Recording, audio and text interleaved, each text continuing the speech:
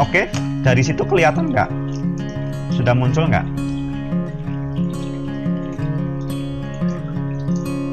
Sudah ya? Oke, good. Jadi 1 jam ke depan ya, nggak ada 1 jam sih mungkin ya, sampai maksimal jam 11 ya. Kita akan mencoba sejauh mana kita bisa bahas soal yang lumayan banyak ini. Sebenarnya soalnya cuma 40 ya.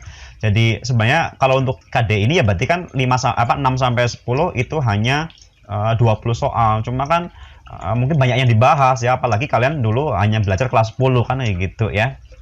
Jadi kalau pelan-pelan ya nanti kita kayaknya nggak bakal selesai lah untuk membahas ini ya. Ini aja 43, itu selesainya sampai 73 ya. Karena walaupun 40 soal atau 20 soal di breakdown itu jadi banyak banget seperti itu ya.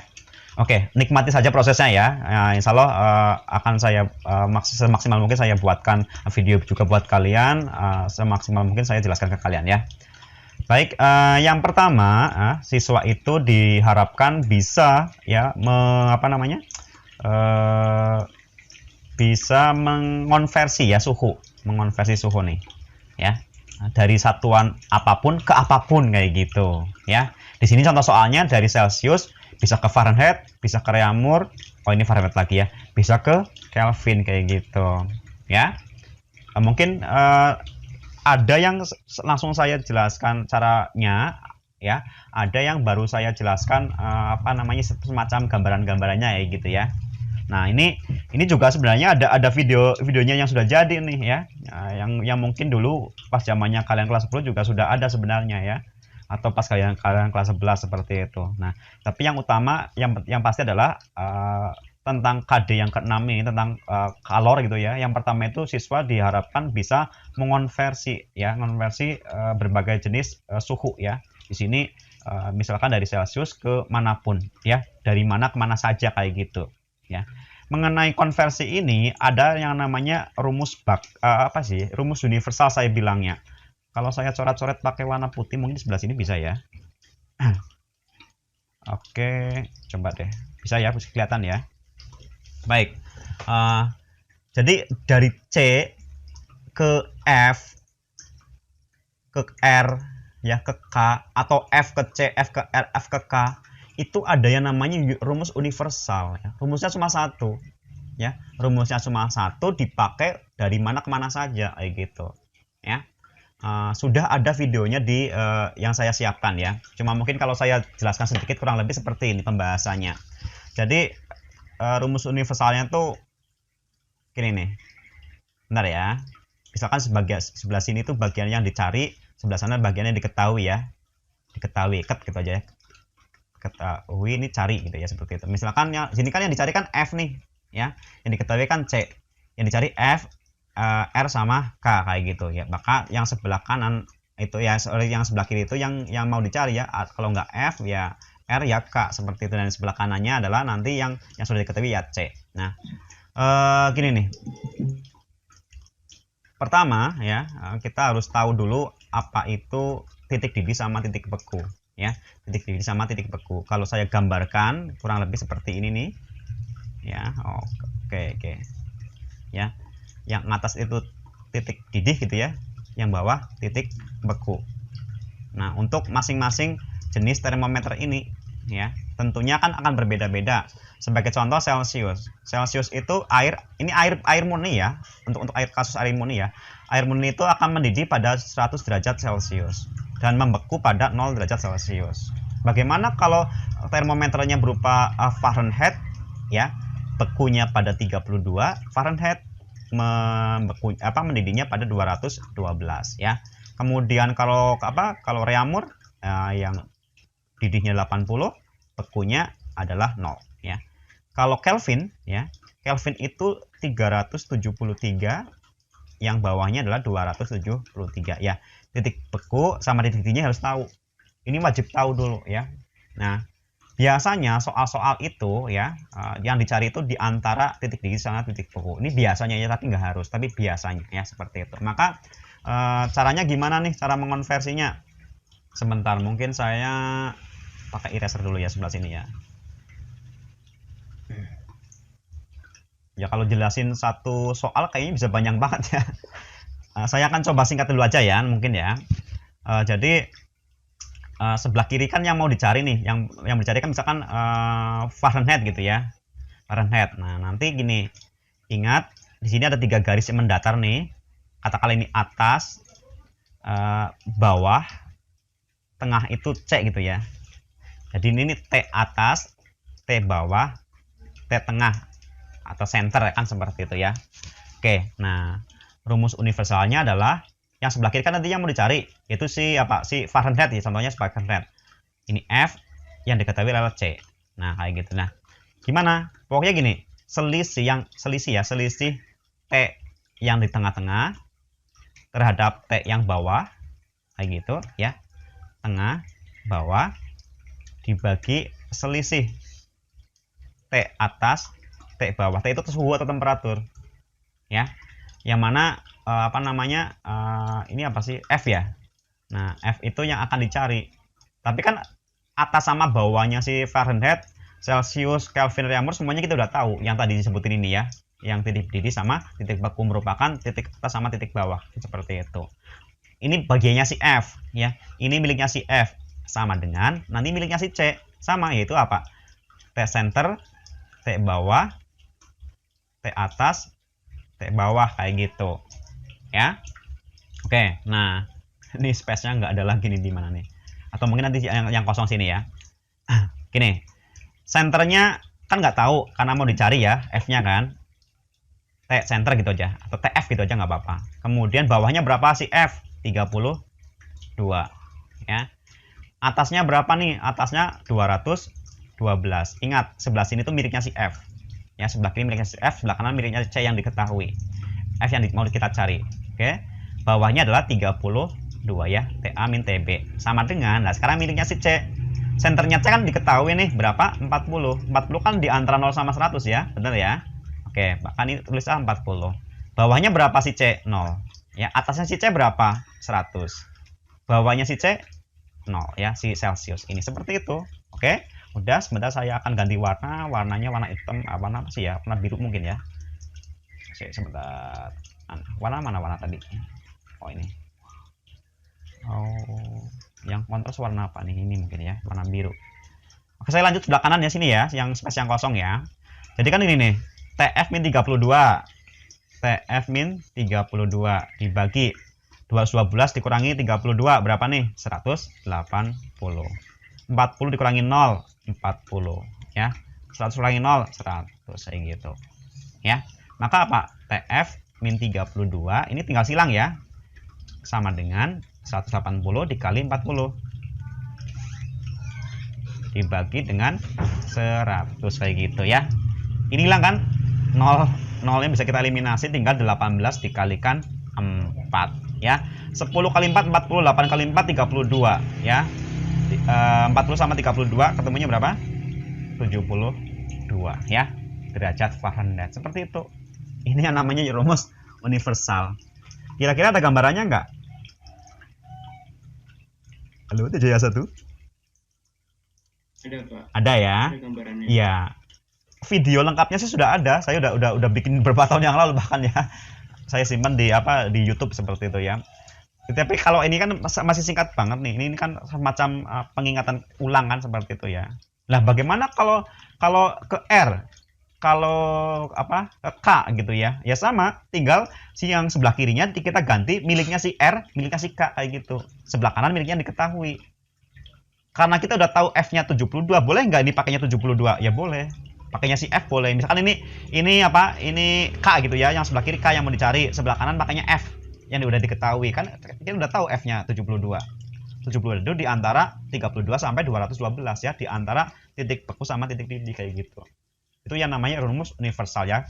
Gambarannya seperti itu. Saya nggak bisa menjelaskan lebih jauh lagi karena terkait dengan waktu ya. Oke, seperti itu ya. Oke. Si paradil itu Ya. nggak dikurangi sama Mana sih? nggak ditambah, Oh, belum ya? yang min 32 Lah, iya itu nggak dioperasiin, Pak. Harusnya dioperasiin. Ini belum selesai tadi ya berarti ya. TF min 32 ya. Bagus ya. Siapa nih? Anugerah ya. Ini pokoknya ya mungkin saya nggak bisa teliti sampai sejauh situ ya. Kalian dari situ bisa sambil menyimak, bisa teliti ya. Yang pasti gambarannya kayak gitu ya. Jadi 180 dikalikan 40 dibagi 100 ya. nol-nolnya kan kita bisa eliminasi, tinggal 18 dikali 4 ya. Berapa? 72 benar ya. Nah, 72 pakai TF min 32 sama dengan 72. Berarti TF-nya berapa? TF-nya adalah 72 ditambah 32. Ketemunya 104 kayak gitu. Betul nggak? Ya, kalian bisa cek menggunakan kalkulator atau di internet ya, seperti itu. Kebenarannya seperti itu. Kalau salah pasti ada salah hitungnya kayak gitu ya. Oke? Bisa dipahami ya? Barangkali ada pertanyaan yang lain, silakan. Masih Pak. Ya. Kalau untuk mencari suhu-suhu gitu, selain itu ada rumus singkatnya juga kan Pak? Ada. Rumus SD ada. Ya 9/5 gitu Pak. Iya, cuma banyak.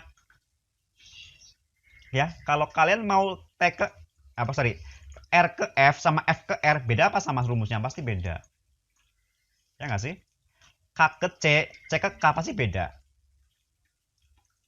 Ya nggak? Pasti beda. Kalau ini kan sama. Semuanya berlaku sama ya. Semuanya gini, ini namanya rumus universal ya. Ini namanya rumus universal.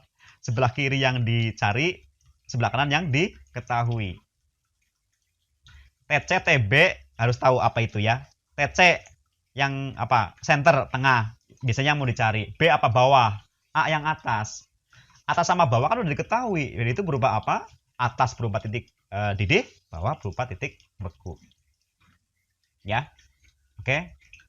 Ya kita boleh lah pakai rumus apapun, yang penting kalian bisa mengerjakan kan ya gitu kan ya. Tetapi apa ya, yang namanya sekolah kan kita mencari tahu hal yang apa ya, yang kompleks jadi sederhana kan kayak gitu ya. Nah, bagi saya ini rumusnya sangat sederhana. Kita nggak usah mikirin banyak rumus ya gitu maksud saya ya. Tetapi kalau kalian ini kok susah, enaknya pakai cara itu ya, itu sangat disilahkan seperti itu. Oke? Ada lagi barangkali yang mau menanggapi? Cukup? Saya lanjut ya. Oke, good ya. Mungkin saya nih clear dulu ya, clear all drawing. Oke, good. Nah, sekarang kita ke bagian yang kedua. Nah, mana sih? Anotasinya mana anotasi? Oh, ini anotasi. Tampilan di saya itu acak-acakan di sini nih. Mau scroll aja harus anotasinya dihilangin. Oke, lanjut. Nah, sekarang kita ke bagian yang kedua. Ini apa sih? Nah, ini namanya persamaan kalor. Ya. Apa itu persamaan kalor? Sebenarnya. Nah, persamaan kalor itu Q macet ya. Q sama dengan M. Oh, nggak jelas. Bentar. Kalau itu pakainya putih ya. Oh. Q sama dengan M C delta T. Ya, seperti itu. Nah, tetapi ada fase-fase, kan gini, fase zat itu 3 macam ya, padat, cair, sama gas.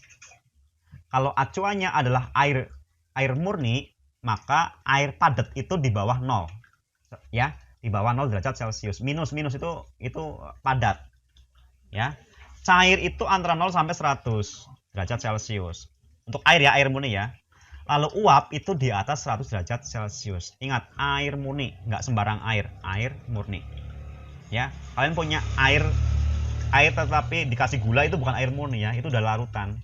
Pasti kalau kita panaskan tidak mendidih pada 100, tapi kalau nggak kurang dari 100 ya lebih dari 100 kayak gitu. Ya. Oke, itu konsep saja ya. Lanjut. Nah, ini persamaan universalnya mengenai hukum persamaan kalor ya. Nah, pada fase-fase peralihan antara padat ke cair atau cair ke padat, cair ke gas atau gas ke cair ya, ada fase yang namanya pembekuan atau peleburan. Sebaliknya peleburan ya. Penguapan atau apa ya namanya? Pengembunan ya. Penguapan itu dari cair ke gas ya. Pengembunan dari gas ke cair. Pembekuan dari cair ke padat ya. Peleburan dari padat ke cair. Nah, untuk itu nggak bisa langsung menggunakan persamaan kalor ini, tetapi apa menggunakan gini nih, misalkan ya untuk lebur gitu ya, maka Q itu masanya si benda apa ya, kemudian L kalor latennya ya, kalor leburnya seperti itu ya, biar disingkatnya enak makanya L gitu ya, seperti itu ya. Nah, bagaimana kalau peralihan antara cair sama gas? Ya sudah, Q-nya itu nanti masanya berapa, biasanya pakainya U gitu ya. Ini namanya kalor uap Seperti itu. Ini bedanya beda tipis ya. Bedanya apa? Di sini pakai C delta T, di sini nggak pakai, tetapi langsung apa namanya? Ini konstanta ya, konstanta L-nya berapa, konstanta U-nya berapa, seperti itu. Ya. Nah, di sini sebagai contoh gini nih. Ada benda ya, nih air ya. Airnya padat berarti kan es batu nih ya. Masanya itu 2500 gram. Oh, nggak bisa. Oh, warnanya putih, sorry ya. Nggak kelihatan. Ya. 2500 gram. Nah, seperti itu. Kalian harus jeli. Ini gram, yang lainnya gram nggak? Kalau yang lainnya gram, nggak usah dikonversi. Misalkan kalori per kilogram, maka ini harus dikonversi ke kilogram. Hati-hati ya, harus jeli. Dalam fisika matematika itu kejelian itu sangat penting ya. Nah, kalau kalian sudah terbiasa hitung-hitung, itu bisa hal yang biasa saja ya, seperti itu.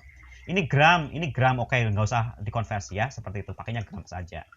Ini kebalikan massa kan, massa ya. Ini kalor jenis S, maka C kecil itu kalor jenis ya, CS ya, yaitu 0,5 kalori per gram derajat Celcius ya.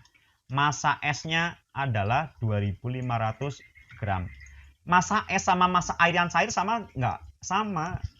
Yang membedakan cuma apa? Yang membedakan hanya fasenya. Air yang padat namanya es gitu ya. Air yang cair ya namanya air biasa ya, seperti yang biasa kita sehari-hari gitu ya. C-nya udah ada, N-nya sudah ada. Diketahui lagi apa nih? Kalau lebur lah, ini L-nya nih ya. L-nya 80 kalori per gram ya, sudah gram lagi, nggak usah dikonversi.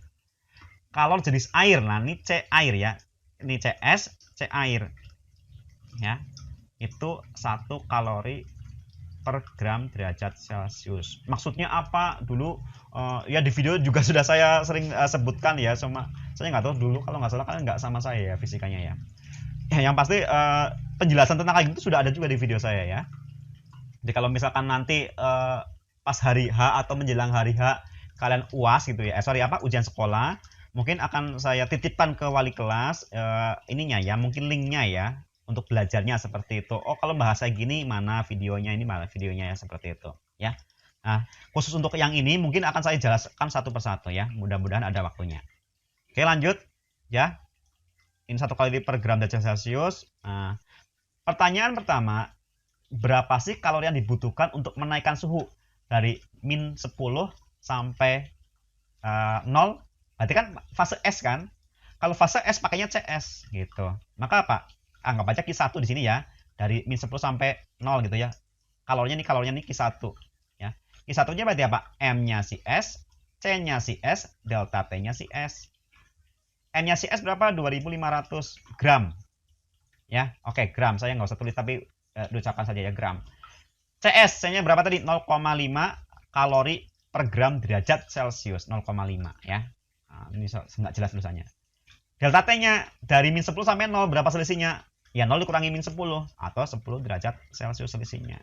Tinggal dikalkulasi. Ya. Apa nih? Tadi 2500 ya. 2500 dikalikan setengah dikalikan 10. Ya. Oke. Setengah dikalikan 10, 5 ya. 5 dikalikan 2500. Berarti berapa? 12.500 ya, benar ya? Joule apa kalori? Nah, ini kan kalori, makanya pakainya kalori gitu. Kalau joule per gram Celcius ya, atau ini kalori apa joule per gram, ya nanti pak satuannya joule. Tetapi kalau di sininya pakainya kalori per gram derajat Celcius, kalori gram Kelvin, satuan Q-nya pakainya kalori. Hubungan kalori sama joule gimana? 1 kalori gitu ya, kal itu 4, sekian dibulatkan jadi 4,2 joule ya. Jadi 1 kalori ada 4,2 joule. Kayak gitu ya. Nah, bagaimana kalori yang dibutuhkan untuk meleburkan es? Pakai rumus yang ini nih. Yang kedua ya. Berarti ini kalau ini Q1, ini S gitu ya. C-nya CS, ini Q2. M-nya si S, L-nya si S gitu ya. M-nya tetap sama kan, masih 2500 ya. Maka apa? 2500 dikalikan LS-nya berapa? LS-nya tadi 80. ya. Berarti 20.500 apa 2015 dikalikan 80 ini paling banyak nih ya. Ternyata apa? Kebutuhan kalor untuk meleburkan itu jauh lebih banyak daripada kebutuhan kalor untuk apa? Menaikkan suhu ya. Dari min 0 sampai min 10 sampai 0. Bandingkan ini cuma 12.500, ini kalau dikalikan berapa nih? 25 kali 8 berarti apa? 200 ya, 200 ya. Nolnya di sini ada 3 lagi. 200.000 tuh perbandingannya. Jadi es batu yang padat sampai cair semuanya itu butuh sebanyak 200.000 kalori. Kalau kita bandingkan dengan untuk menaikkan dari min 10 sampai 0 hanya butuh 4,25 12.500 kalori. Ya, seperti itu. Nah, bagaimana yang ketiga nih? Kalori yang dibutuhkan untuk menaikkan suhu dari 0 sampai 10. Ya pakainya sih kalau 0 sampai 10 kan sudah cair ya. Pakainya data si air, bukan C-nya si es kayak gitu. Ya. Oke, jadi gimana nih? Berarti kan Q sama dengan M-nya si air, C-nya si air, delta T-nya si air, ya. Berapa masanya air? Tetap sama 2.500. Masa tetap sama, nggak berubah. Yang berubah hanya fasenya, ya, atau wujudnya. 2.500 dikalikan C airnya berapa? 1 ya kan? Ini kan C mana tadi? 1 kalori per gram ya. 1. Delta T-nya 0 sampai 10 berarti 10. Ya, 2.500 dikalikan 10, 25.000 kalori. Kayak gitu ya. Biasanya itu kalau soal ini kan kita lagi mengurai satu persatu ya. Biasanya itu soal-soal itu kadang-kadang ditanyakannya gini nih, berapakah jumlah kalori yang dibutuhkan untuk menaikkan suhu dari min 10 sampai 0 kayak gitu ya. Maka apa, perlu kita jumlahkan semuanya. Q1 nya tadi 2.500, Q2 nya tadi 200.000, Q3 nya 25.000. Berarti berapa? 37,5 ya. 37,5 sama 200. Totalnya 237.500 kalori ya. Agar suhu es batu naik dari min 10 masih membeku menjadi air yang cair bersuhu 10 derajat Celcius. Oke, mengenai persamaan kalor sampai di sini bagaimana? Ada tanggapan silakan.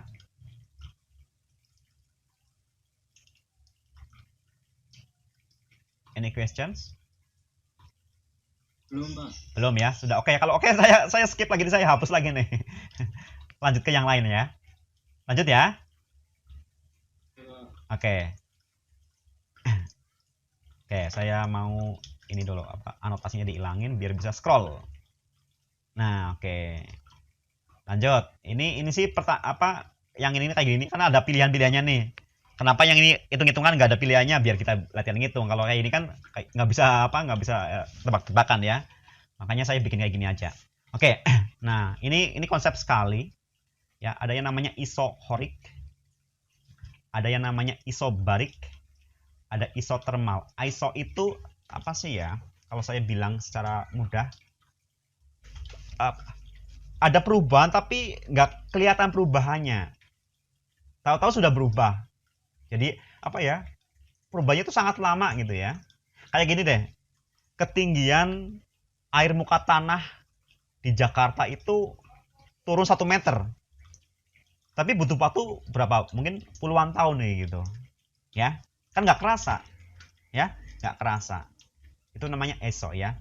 Jadi cenderung tetap. Kelihatannya cenderung tetap padahal ada perubahan. Atau gini nih, kalian punya balon ya. Balon itu volumenya gede awalnya kan, tapi untuk menjadi kecil bocornya kan sangat tipis nih, bocor halus gitu ya. Itu nggak kerasa ya, tiba-tiba besok agak sedikit kecil tapi nggak signifikan ya gitu ya. Itu namanya iso ya, ada perubahan tapi nggak drastis kayak gitu, nggak sporadis ya.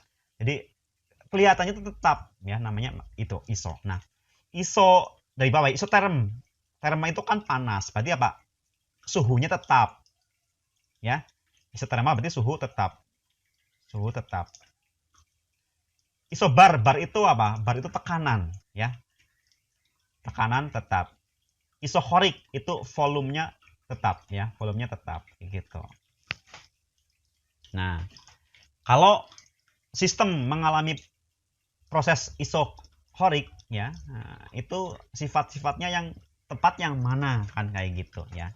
Ternyata karena volumenya tetap ya. Ini kronologisnya kalau saya ceritakan agak panjang sih sebenarnya ya. Yang pasti gini, mungkin saya langsung singkat aja ya. Yang pasti untuk kondisi isohorik itu usaha sistemnya itu sama dengan 0. Ya. Suhu tetap isoterm ya. Tekanan tetap isobar. Energi dalam nanti ada hubungannya energi dalam sama kalor kayak gitu ya. Seperti itu ya. Nah, yang paling tepat itu mungkin karena kalau saya cerita tuh agak panjang ceritanya ya, makanya langsung saya to the point aja ya mungkin ya. Seperti itu. Masih terdengar suara saya di situ? Halo? Cek? Ya, oke ya. Ya, saya kadang sering tanya-tanya ini ya. Nah, saya udah nggak terdengar suaranya. Ini ya, yang usaha sistemnya sama dengan 0. Isobar, berarti apa tadi? Tekanan tetap. Tekanan sistem tetap. Apalagi nih? Isoterm, suhunya yang tetap kayak gitu. Ya, good. Ini hanya pertanyaan konsep. Saya lanjutkan ke yang bawah. Sebentar, mana sih? Anotasi. Ini saya mau scroll. Anotasi ini dihilangin dulu. Oke. Nah, ada lagi nih. Ada yang namanya proses adiabatik. Ya. Suatu sistem mengalami proses adiabatik ya, pada sistem dilakukan sama melakukan itu berbeda. Sistem itu sesuatu yang kita tinjau ya. Misalkan apa ya? Misalkan ini deh, ini flash disk ya, mungkin dari situ kelihatan. Ini sistemnya nih. Apakah kita kerjain atau dia mengerjakan ke yang lain ya gitu. Harus bisa dibedakan. Karena apa? Mengerjakan dan dikerjakan itu berbeda hasilnya. Ya. Ya kayak semacam aktif sama pasif. Ya. Tekanan sama tegangan ya. Pressure ya, kan tekanan tuh pasti ada yang mengalami ketegangan. Ya kayak offensif, defensif gitu ya. Seperti itu. Ini plus minus kalau yang seperti ini. Oke. Dilakukan usaha 500 joule. Jika perubahan energi dalam sistem delta U dan kalau yang diserap sistem adalah Q, nah, pertanyaannya delta U-nya bagaimana? Nah, gambaran singkatnya kayak gini nih. Ini juga konsep banget sih. Saya nggak bisa langsung jelasin kayak gini tuh enggak ya. Kayaknya waktunya agak panjang untuk menjelaskan. Tapi yang pasti gini. Nanti kurang lebih ada hubungan Q gitu ya. Sama dengan delta U gitu ya. Atau W ditambah delta U gitu deh. Ini gambaran kasarnya gitu ya. Gambaran singkatnya seperti itu. Nah, untuk proses adiabatik itu tidak ada perpindahan kalor dari sistem ke lingkungan maupun dari lingkungan ke sistem. Atau kuncinya di situ ya. Adiabatik tidak ada perpindahan kalor. Berarti apa? Ini harusnya ini delta ya. Delta gitu ya. Maka apa? Ininya 0, delta Q-nya 0. Kayak gitu. Maka delta W-nya ini 500, ya kan? Plus delta U kan? Ya enggak? Dari sini berarti apa? Delta U-nya adalah minus 500. Ya. Apa nih? Joule apa? Satuan joule ya, joule. Kayak gitu. Ya. Ini rumusan mengenai konsep termodinamika. Nah, adiabatik itu tidak ada perubahan kalor, berarti apa? Delta Q-nya 0. Seperti itu. Sedangkan sini ketahui usahanya 500. Maka yang pasti apa? 500 ditambah berapa kok biar hasilnya 0 ya. Jadi min 500 kan? Seperti itu. Itu ya. Konsep-konsepnya ya. Lanjut. Warna merah kayaknya kurang jelas ya. Lanjut. Halo? TCA 1. Halo, Pak. Lanjut ya. Oke, good. Selanjutnya itu ada yang namanya mesin Carnot. Ya.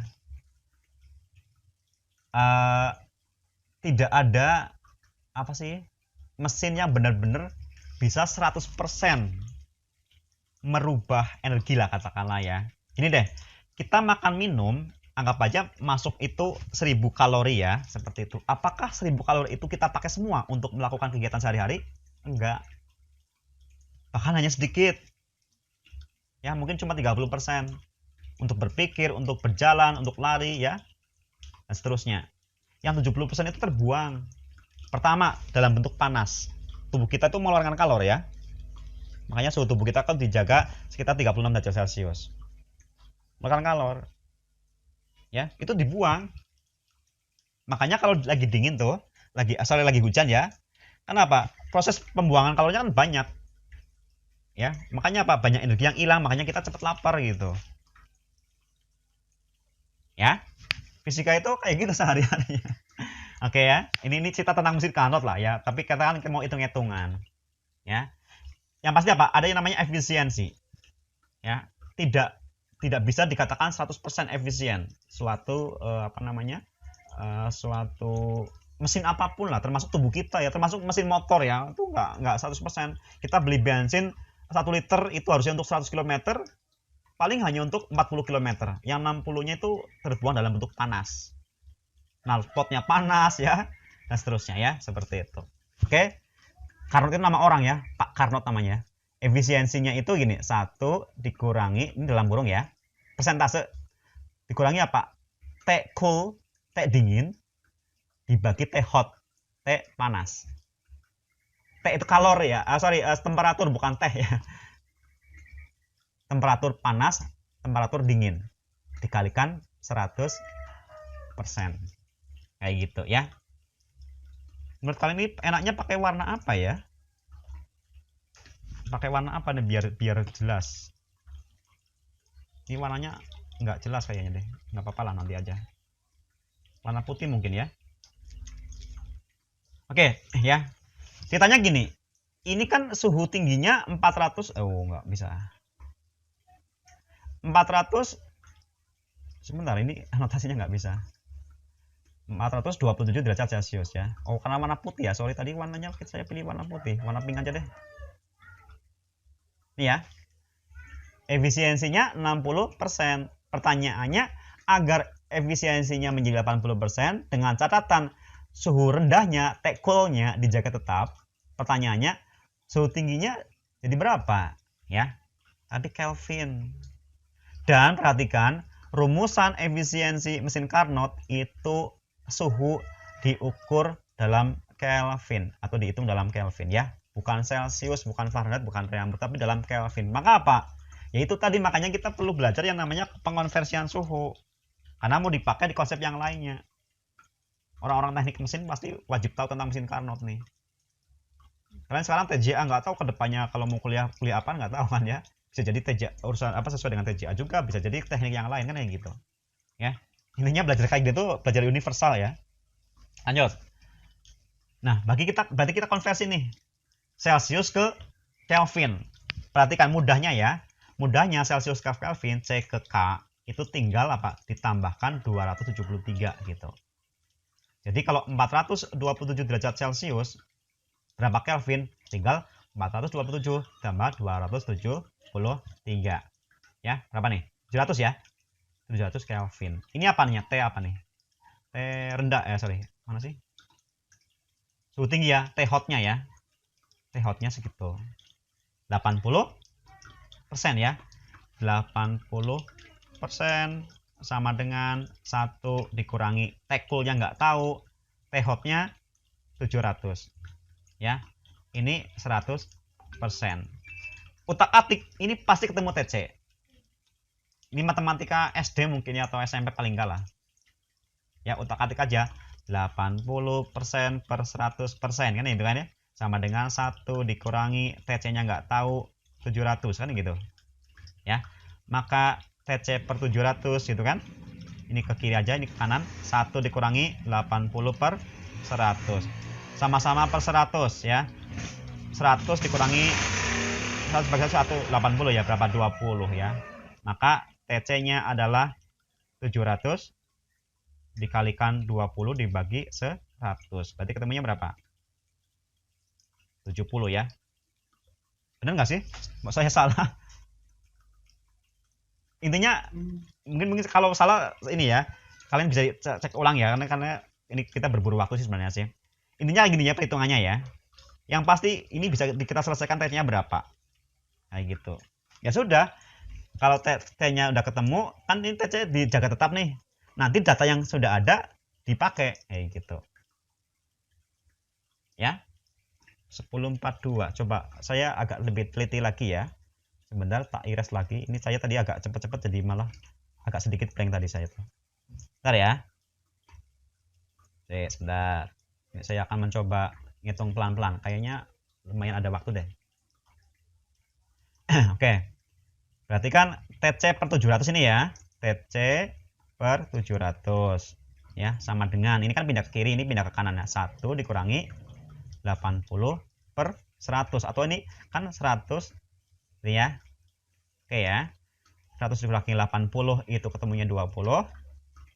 Ini 100.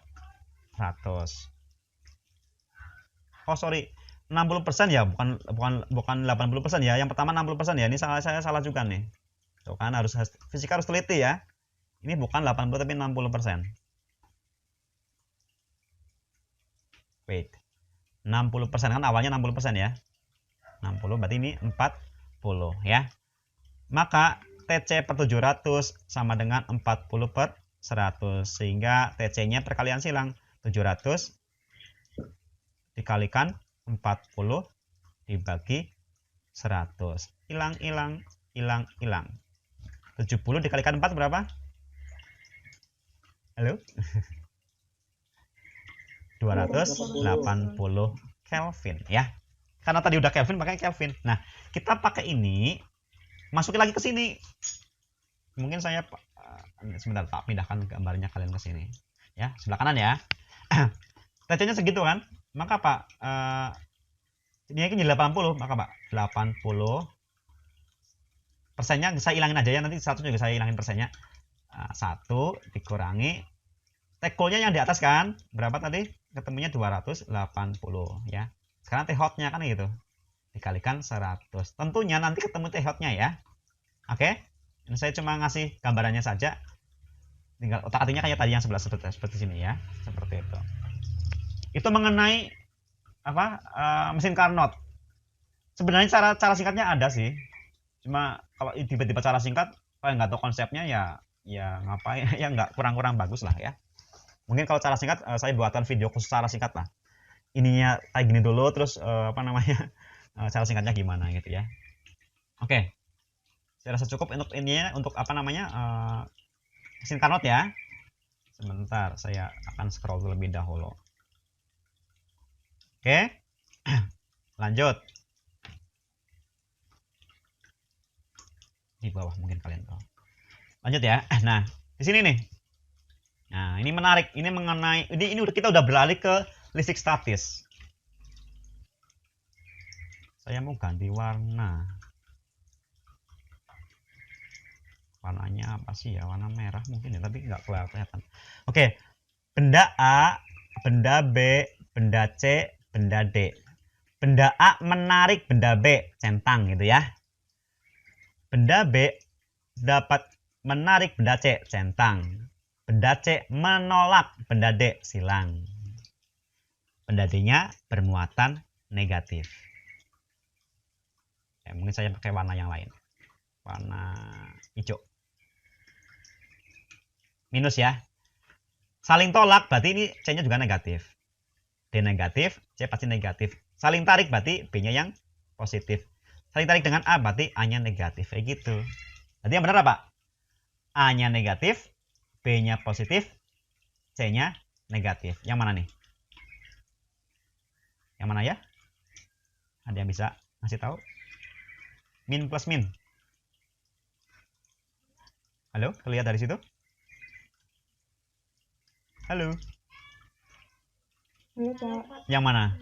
Yang mana? Min plus min yang E ya? Iya, Pak. A-nya negatif, B-nya positif, C-nya negatif. Gampang ya. Gampang. Oke, lanjut. Tak clear dulu nih, clear. Kemudian saya akan scroll. Masih ada waktu. Mungkin 1-2 soal lagi bisa ya. Ini gampang nih, ini cuma konsep saja. Oke, ini kita masuk ke bagian yang namanya medan listrik. Ini masih listrik statis. Medan listrik disimbolkan dengan huruf E gitu ya. Q besar itu muatan sumber dibagi R kuadrat, yaitu radius dari si muatan sumber tersebut ke suatu titik yang sedang kita kaji. Misalkan ini muatan sumbernya di sini nih, sini aja ya. Ini positif gitu muatan sumber. Kita mau ninjau di sini nih. Maka apa? Kita ukur radiusnya. Kenapa radius? Karena ke segala arah, ya. Medan listrik itu menjalar ke segala arah kayak gitu. Makanya pakainya radius. Oke, ini rumusannya mengenai kuat medan listrik di suatu titik ya. Oke, K itu apa? Tetapan ya. Nah, ini karena saya juga lagi ngajar kelas 10 yang ini kemarin listrik statis, saya masih ada video yang masih hangat tentang ini ya. Jadi nilai K itu ya dibulatkan menjadi 9 dikali 10 pangkat 9, gampangnya seperti itu ya. Aslinya dari mana? K itu 1/4 pi epsilon 0 loh, apalagi nih. Epsilon 0 itu 8,85 dikali 10 pangkat min 12, apalagi nih. Intinya gini, kalau nilai ini dimasukin sini, dibagikan, ketemunya kurang lebih segini ya. 9 kali 10 pangkat 9. Masuk sini deh. 9 dikali 10 pangkat 9. Miliknya si K. Ya. Q-nya berapa? Mana? Oke, sebentar. Ini apa sih? Berapa besar kuat medan listrik di titik P oleh Q1? Kan ada Q1, ada Q2, lalu ada titik P di antara keduanya ya. Berarti tengah-tengah ya. Ini Q1, ini Q2. Ini Q1 nih, positif. Q2 negatif ya, seperti itu. Nah, ini terpisah 10 cm kan? Di antaranya tuh ada di sini kan titik P. Berarti apa? Segini 5, segini 5 kan gitu. Ya, radius titik P dari positif, muatan positif 5 cm, dari muatan negatif juga 5 cm. Pertanyaannya, titik ini oleh si Q1 berapa? Titik ini oleh Q2 berapa? Dan titik ini oleh keduanya berapa? Kayak gitu gabungannya ya. Seperti itu. Yang pasti gini, medan listrik itu kalau muatan positif keluar, sehingga dia arahnya mendorong titik P ya. Sedangkan negatif itu masuk ke titik itu, ke muatan itu. Sehingga apa? Arahnya ke sana. Ke muatan itu. Ya. Berarti secara resultan atau gabungannya sama-sama ke kanan. Oleh muatan Q1 yang positif ke arah kanan di titik P, oleh muatan Q2 yang negatif juga ke arah kanan. Jadi nanti kalau kita pisahkan mencari Q1 Q2 apa E1 E2, dari E totalnya tinggal dijumlahkan aja langsungnya, bukan dikurangi ya, bukan diselisihkan. Seperti itu. Oke, kita kembali ke yang ini, yang A, yaitu mencari nilai di titik P ya. E-nya berapa? Berarti kan 5 cm jaraknya nih. Seperti itu ya. Maka apa? Oke, Q-nya tadi Q1-nya 40 dikali 10 pangkat min 5 dibagi R kuadrat. Nah, R-nya berapa tadi? 5 cm kan? 5 cm sebelah mana ya? 5 cm. Ini belum SI. SI-nya tuh meter. Lompatnya 2 lompat ke atas ya. Maka apa? 5 dikali 10 pangkat min 2 meter. Itu R-nya. Tinggal masukin ke sini ya. 5 dikali 10 pangkat min 2 kuadrat. Nah, kuadrat. Oke. 25 dari 5. 25 nih. Ini kuadrat, jadi dikali 10 pangkat min 4 kayak gitu. Bentar, saya agak sedikit menghapus beberapa bagian. Sebenarnya ini tak hapus saja ya. Space kosongnya buat saya uret-uretan. Oke, lanjut. Nah, perhatikan nih. Mungkin warnanya warna yang biru aja deh. 9 dikali 10 pangkat 9 kali lagi gitu ya, 40 dikali 10 pangkat min 5 dibagi ini 25 tadi, 25. Ini kan di bawah naik ke atas jadi positif ya. 10 pangkat 4 naik ke atas jadi oleh 10 pangkat 4 ya. 10 pangkat min 4 naik ke atas jadi 10 pangkat 4 kayak gitu. Tinggal apa? Tinggal utak-atik nih. 9 dikalikan 40 dibagi 25 berapa? Kayak gitu ya. Nanti belakangnya adalah ininya pangkatnya. 10 pangkat 9, 10 pangkat min 5, 10 pangkat 4. 9 dikurangi 5 ditambah 4. Ketemunya berapa? 8 ya. Jadi 9 dikali 40 berapa? Dibagi 25 berapa? Ya, dihitung aja ya. Nanti kalau misalkan kalian ini ya, ada soal-soal kayak gini nih. Dikalikan berapa tadi? 9 min 5 plus 4 ya. Ketemunya adalah 8. 10 pangkat 8. Kayak gitu ketemunya. Itu oleh Q1. Bagaimana dengan oleh Q2? Tinggal masukkan aja Q-nya Q2, yaitu yang min berapa? Min 10 tadi. Perhatikan lagi nih, bahwa min itu sebenarnya penunjukan dia itu arah ya. Bisa apa ya? Bukan arah juga sih. Yaitu jenis muatan positif dan negatif gitu. Ya. Oke. Seperti itu ya. Nanti kalian bisa ketik di sini juga hitung ketemunya berapa. Tapi kalau ditanya berapa besarnya nih, mana sih? Ini ya, besar. artinya nggak ada negatif, semuanya positif dimutlakkan. Itu namanya besar ya. Oke, seperti itu. Nanti ketemunya akan positif juga karena ditanyakan adalah besarnya saja. Kalau sudah ketemu, pertanyaan yang ketiga ini, yang ketiga, totalnya berarti kan Q1 tadi dapatnya segini, Q2 berapa, ditotalkan. Seperti itu ya. Bisa ya? Halo? Insya Allah, Pak.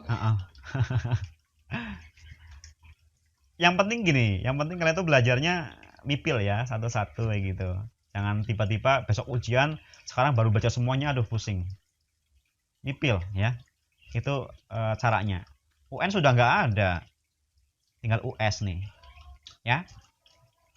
Sama AKM saja nggak tahu AKM kapan. Masih ada waktu dikit lagi, mungkin yang kayak gini saya bahas dikit ya. Ini mungkin saya bahas ini ya. Masih ada waktu dikit. Oke, sebentar. Anotasi ya. Arah medan listrik. Ya. Nih, kalau positif, arahnya itu keluar. Kalau negatif, arahnya masuk. Menuju muatan tersebut. Berarti apa? Ketemunya yang mana nih? Arah medan listrik yang dari muatan positif. Keluar dari muatan sumber ya. Yang A. Mungkin yang ini dulu. Muatan negatif. Masuk ya. Masuk ke muatan sumber mana? Masuk ke muatan sumber yang B. Ya. Berikut ini yang merupakan sifat muatan listrik. Kecuali sejenis harusnya tolak menolak ya. Berarti yang ini udah selesai, udah ketemu nih ya. Sejenis harusnya tolak menolak, bukan tarik menarik ya. Yang tak sejenis tentunya akan tarik menarik ya. Plus minus itu saling tarik. Sejenis harusnya saling tolak. Muatan positif apa? Muatan yang kekurangan elektron. Benda netral itu misalkan elektronnya ada 8 misalkan ya. Katakanlah ini benda besi atau apa lah ya. Anggap aja besi atau apa, benda yang netral. Dia punya elektron 8. Berapa nih? 1, 2, 3, 4, 5, 6, 7, 8 kayak gitu ya. Nah, ketika dia kehilangan 1 elektron, elektron kan negatif. Maka apa? Kehilangan 1 negatif, sehingga apa? Dia akan menjadi positif. Dia akan menjadi ion plus. Ya. Sebaliknya, awalnya netral, ketambahan elektron dari tetangganya, ketambahan negatif lagi, dia akan menjadi ion negatif ya. Seperti itu. Jadi, ion positif itu kekurangan elektron betul, muatan negatif itu kelebihan elektron. Ya.